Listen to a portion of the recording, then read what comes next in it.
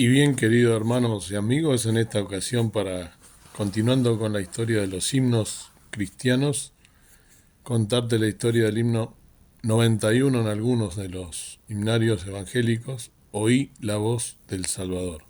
Este precioso himno comienza a sonar. Y te cuento cuál es la historia de este precioso himno. Oí la voz del Salvador fue escrito por Horatius Bonar y la música, es de John Dix, la traducción del inglés HB, Horatius Bonar. Una tarde en una ciudad de la costa sur se cantaba este himno para concluir un culto al aire libre. Muchos estaban alrededor en pie, escuchando, otros pasaban despacio y tan solo percibieron alguna palabra o línea del himno. Uno que caminaba casualmente por allí fue cautivado por una línea que dio respuesta a la oscuridad espiritual de su alma. La línea era: del mundo soy la luz. Escuchar aquella frase aplicada por el Espíritu Santo al corazón cargado hizo que otra alma pasara de las tinieblas a la luz admirable de Cristo. Este himno era un gran favorito en los cultos de misión. Nunca deja de hacer un llamado especial. Incluso es un gran favorito de los niños, tal vez por su simplicidad. La nota personal que sobresale en este himno es muy penetrante, y no es el tipo de himno que uno pueda cantar sin dar una respuesta personal. El obispo Handley Mull, en un volumen memorial sobre Horacio Bonar, dice que todos sus himnos tienen un extraño poder de mover la conciencia, y le da la explicación de que todos ellos están llenos de la Escritura. Destacaría dos elementos que siempre sobresalen: una clara visión de Cristo como Salvador y la referencia frecuente a su segunda venida. Horacio era hijo de un abogado y nació en Edimburgo el 19 de diciembre de 1808. Fue uno de varios hermanos que llegaron a ser eminentes ministros de la Iglesia de Escocia, educado en una famosa escuela superior y universidad de su ciudad natal. Como estudiante, estuvo bajo la influencia de hombres como el doctor Thomas Chalmers, Eduardo Irving y Roberto Murray McCheyne. Pronto decidió dedicar su vida al servicio del Señor en la predicación del Evangelio y, finalizado su curso de teología, dirigió la obra misionera en la iglesia de San Juan en Leith. Allí empezó a escribir himnos. Muy interesado en los jóvenes, la escuela dominical a su cuidado creció y prosperó rápidamente. Cuando inició su obra misionera se encontró con niños y niñas indiferentes en cuanto a la adoración pública, acostumbrados al uso de salmos no muy adecuados en sus palabras o melodías para las necesidades de los jovencitos. El señor Bonar se dio cuenta de que lo que debiera ser la parte más brillante del culto, era para ellos lo más aburrido. Y sin embargo los niños amaban la música y estaban bien dispuestos a cantar canciones los días de semana. Así que probó un experimento. Escogiendo algunas melodías familiares, tales como Las flores del bosque, se dispuso a ponerles palabras. Las imprimió en forma de folleto y las distribuyó entre los jóvenes en la escuela dominical. Para deleite del señor Bonar, el experimento tuvo éxito, y los niños inmediatamente se pusieron a cantar los nuevos himnos que habían sido escritos especialmente para ellos. Así se escribieron los dos primeros himnos de Horacio Bonar. Después de 4 años y medio de trabajo en Leith, llegó a ser ministro de la iglesia de la parroquia norte, Kelso, en 1837, donde trabajó con devoción y entusiasmo. Su primer sermón fue muy recordado por aquellos que le escucharon. Fue un llamado claro a la oración. Hermanos, oren, fue su mensaje. Así las lluvias del cielo descenderán sobre nuestra iglesia, nuestra parroquia, nuestras escuelas, nuestras familias. Es a orar que os incito, a orar por vosotros mismos, a orar por mí. Era sobre todo un hombre de oración, y en años posteriores, la voz de ruego sincero detrás de la puerta cerrada de su despacho, rogando a menudo durante horas sin parar, constituyó uno de los más sagrados recuerdos de su círculo familiar. Fuerte físicamente, nunca estaba ocioso.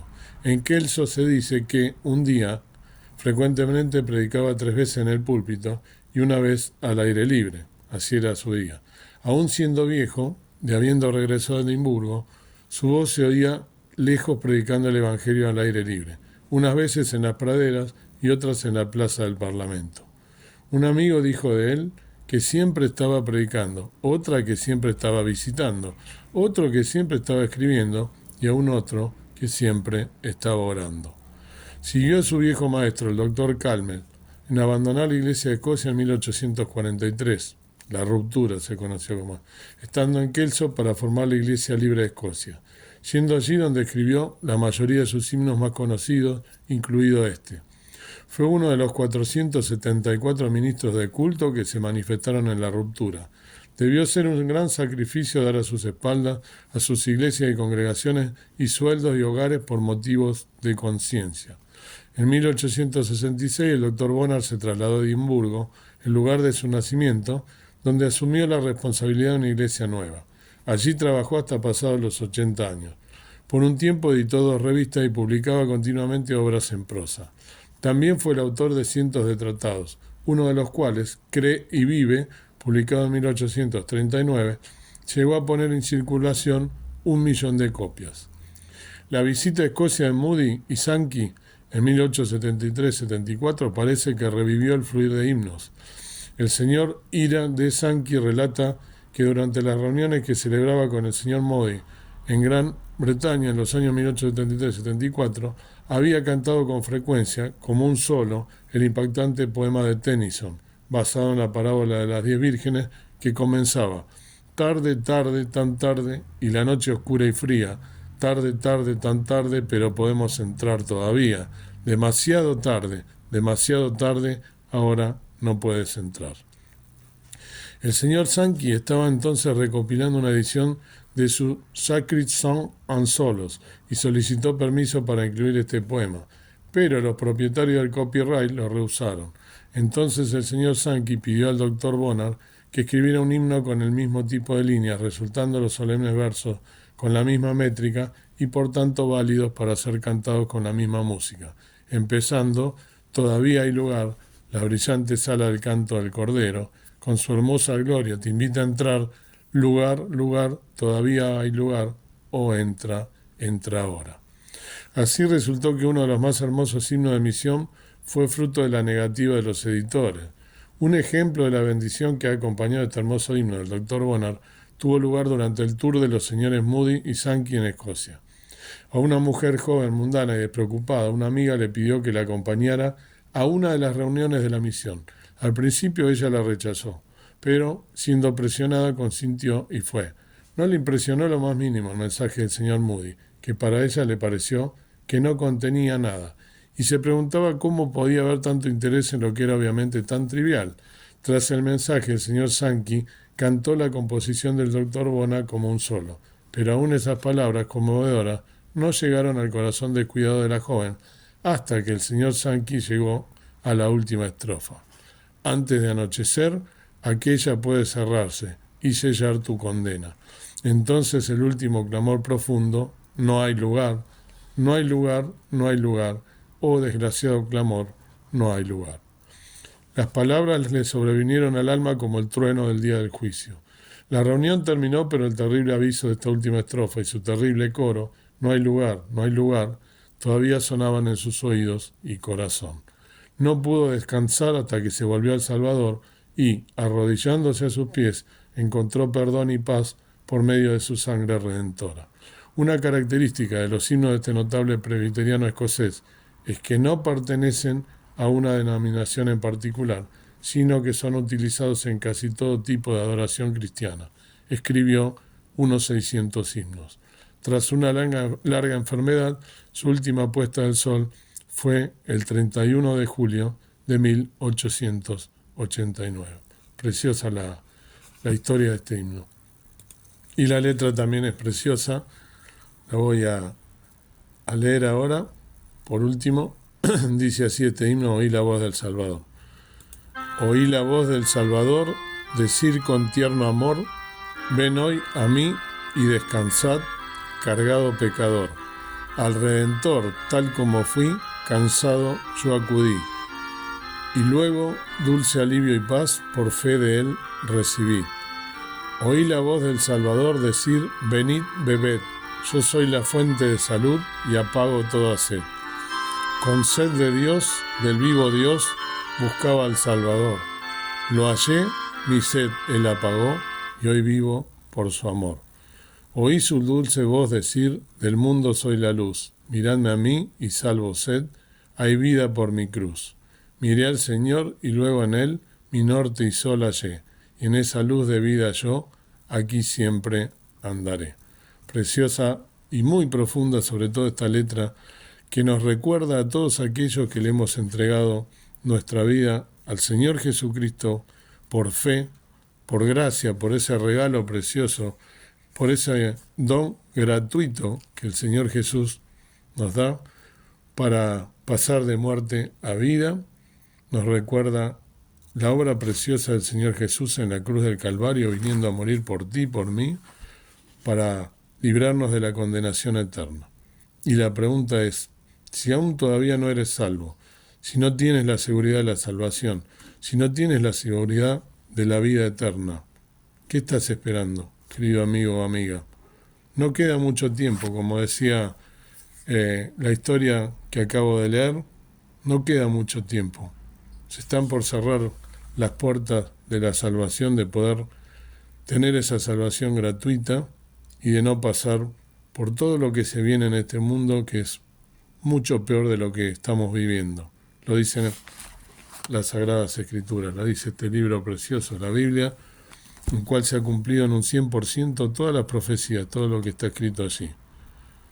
Falta muy poco tiempo para que se cierre el libro de la vida, donde están escritos todos los nombres de aquellos que hemos entregado nuestra vida a Dios.